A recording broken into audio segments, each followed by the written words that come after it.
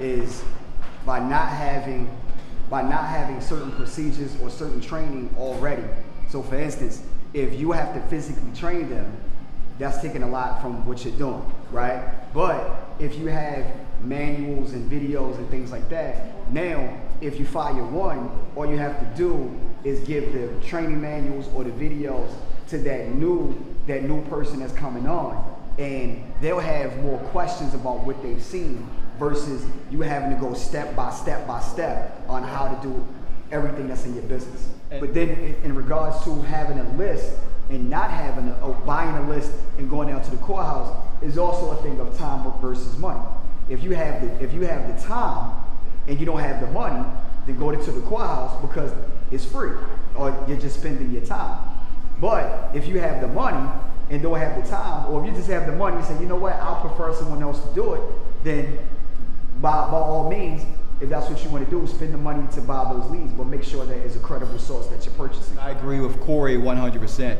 It's a product of, is it in your budget to buy it? If not, then I have to go and do it myself. Yep. For me, it's creating processes and created systems. And then I try to bring anybody or everybody I can into the business to do the work. My most important asset is my brain. And you can't put a price on that going to Home Depot and picking up materials and all that kind of stuff. That was something, and when you're a one-man shop, you got to do that.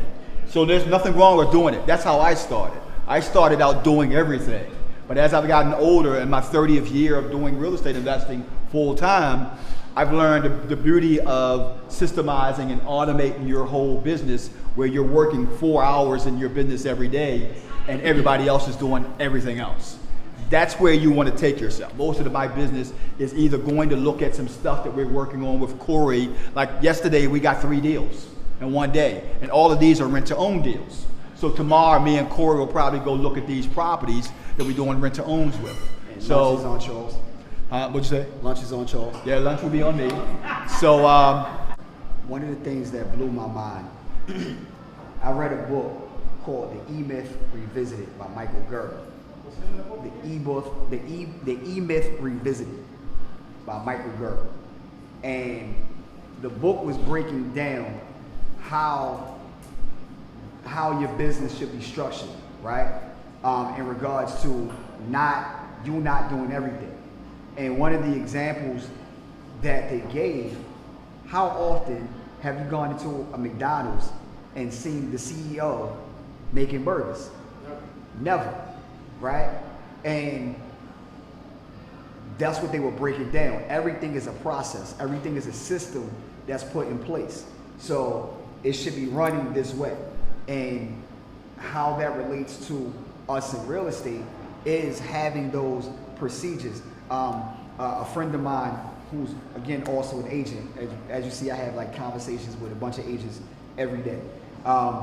And we were having that conversation, and where she would send her people to the trainings of our brokerage.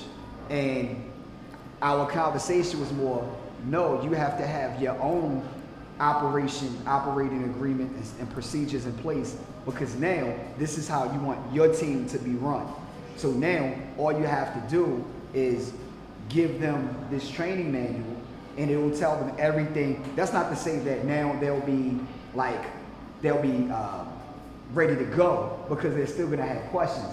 But there's a difference of, is in the manual, read the manual, and them having questions about a specific thing in your business versus having questions about every single thing. You have to take your time, because the point is, the whole purpose is you want to be able to have people doing things in your business so you can do the things to keep your business afloat or keep your business to be more profitable.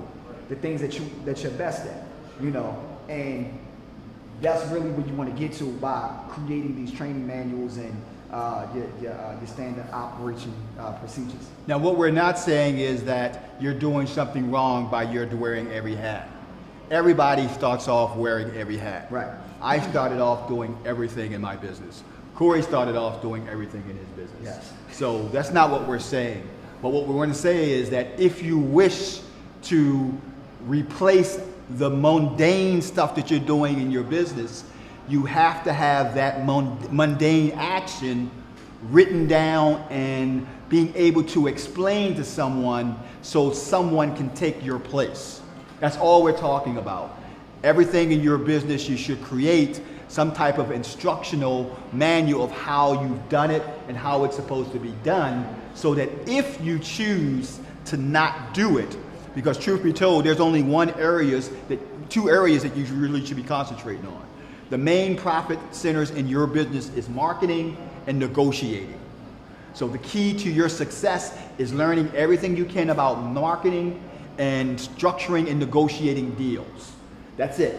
Everything else should be replaced. Going to the courthouse, putting down offers on properties, talking to contractors, going to Home Depot, everything else should be replaced. But marketing, meaning setting up the marketing campaigns and hiring somebody to do them, and last but not least, structuring the deal, putting that offer together and giving somebody the job to go and present the offer. But besides that, everything in your business you should not be doing, because it's not worth your time, unless you're in a position right now where financially you can't replace yourself doing those particular things. In the book, it also, made another point that I always tell people. It said for every person you add to you have 24 hours in a day. So for every person that you add to your business, you add another 24 hours in your day. So when you think about it, if you have 2 people in your business, that's an extra 48 hours that you have per se, or meaning more time that you have to do other things that you need to do.